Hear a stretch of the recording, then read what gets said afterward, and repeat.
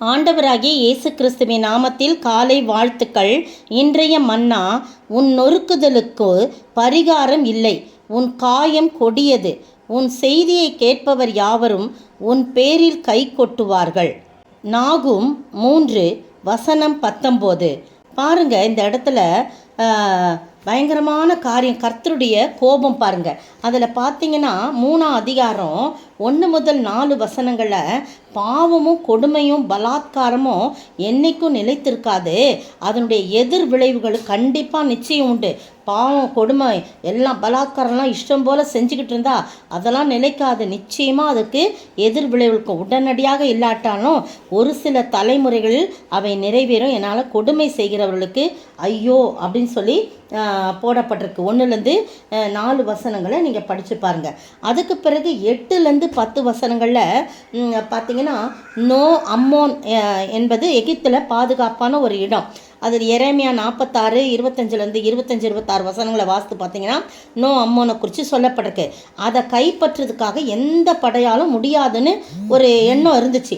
எந்த படையாலும் அதை கைப்பற்ற முடியாது அப்படின்னு. ஆனால் அந்த நகரம் எதிரிகளால் பிடிக்கப்பட்டு அதன் மக்கள் பயங்கரமாக கொல்லப்படுறாங்க. நினிவேக்கும் அவ்விதமாக நடைபெறும்னு சொல்லி நாகும் தீர்க்கதரிசி மூலமாக கர்த்தர் சொன்னது எல்லாமே நிறைவேறிவிட்டன அப்படின்னு போடப்பட்டிருக்கு. அப்போ பார்த்தீங்கன்னா கர்த்தர் ஒருவரே உண்மையான பாதுகாப்பு அளிக்க முடியும். கர்த்தர் ஒருவரே எல்லாவற்றையும் முன்னாலேயே சொல்லி முடிப்பார். அதெல்லாம் நிறைவேறி வருது. 19ஆம் வசனம், இப்போ நம்ம வாசிக்க கேட்ட 19ஆம் வசனம், கர்த்தர் நீடிய பொறுமை உள்ளவர் தான், அதுதான் உண்மை. ஆனால் பல சமயங்களில் மக்கள் மனம் திரும்பாத நிலைக்கு போயிட்டாங்கன்னா அதுக்கு பிறகு அவங்கள அழிப்பதை தவிர வேறு வழி இல்லைன்னு ஆண்டவர் நினைக்கிறார். பாருங்கள், இதை போல் இன்னொரு முக்கியமான கருத்தும் இருக்குது. எல்லா மனுஷரும் ரட்சிக்கப்படுறது தான், யாவரும் கடவுளுடைய பிள்ளைகளாக இருக்கிறது தான் தேவனுடைய சித்தம் என்பது தான் உண்மை.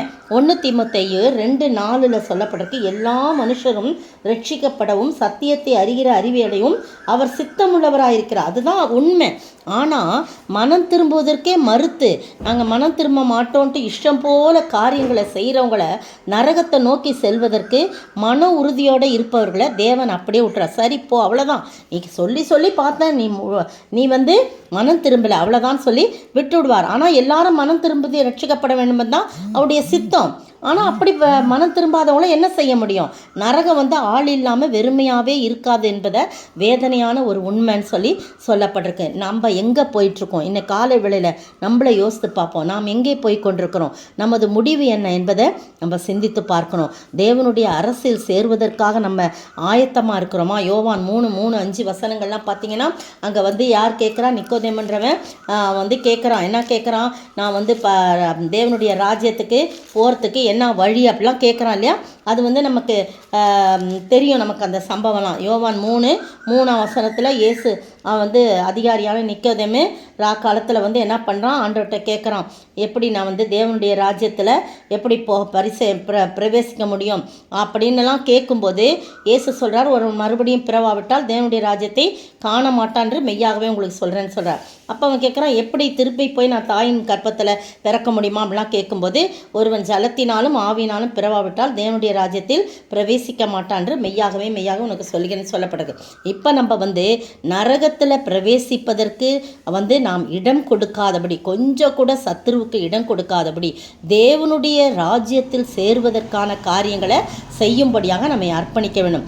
ஒரு சர்டன் டைம் வரைக்கும் பார்ப்பார், ஒரு கயிறு விட்டுக்கிட்டே இருப்பார். அப்படியும் நம்ம திருந்தவே இல்லைன்னு சொன்னால் அப்படியே விட்டுருவார்.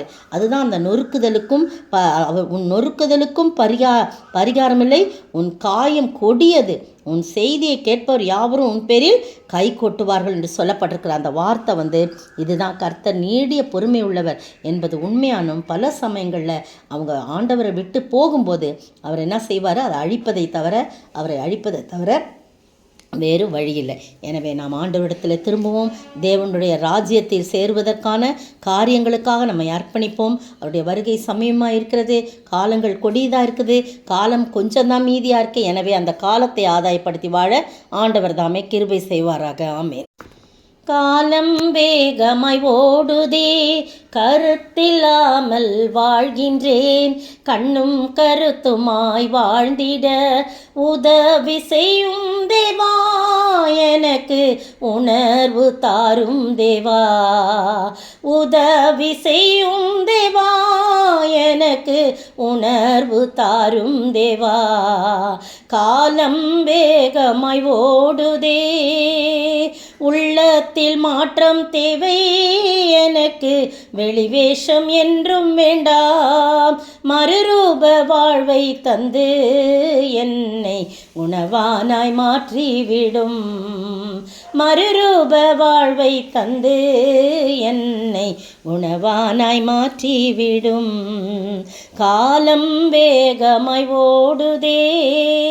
சோத்தரிக்கிற ஆண்டவரே, துதிக்கிற ராஜா, காலம் வேகமாய் ஓடிக்கொண்டிருக்கிறது. நாங்கள் தேவனுடைய ராஜ்யத்தில் சேருவதற்காக எங்களை ஆயத்தப்படுத்த வேண்டுமே தவிர நரகத்தை நோக்கி எங்களுடைய கால்கள் போகக்கூடாது, எங்களுடைய ஆத்துமா போய்விடக்கூடாது ஆண்டவரே. அதிலே நாங்கள் ஜாக்கிரதை உள்ளாய் இருக்கவும். காயத்தை கர்த்தாவே நீர் ஆற்றுகிற தேவன், அது உம்முடைய கர்த்தாவே உம்முடைய கோபாக்கினைக்கு ஆளாகாதபடி இருக்க நீர் உதவி செய்ய வேண்டுமாய் கர்த்தரும் மீட்பெரும் ராஜாவுமாய் இயேசு கிறிஸ்துவின் விலையேற பெற்ற நாமத்தில் ஜெபிக்கிறேன் பிதாவே, ஆமேன். நேற்றைய பதில், பரலோக ராஜ்யம் 2 முறை 25ஆம் அதிகாரத்தில் 2 சம்பவங்களோடு ஒப்பிடப்பட்டுள்ளது. 25:1, 25:14. 25:1, 25:14. இன்றைய கேள்வி, பெத்தானியாவில் இருந்தவன் யார், அவன் எப்படிப்பட்டவன்? பெத்தானியாவில் இருந்தவன் யார், அவன் எப்படிப்பட்டவன்?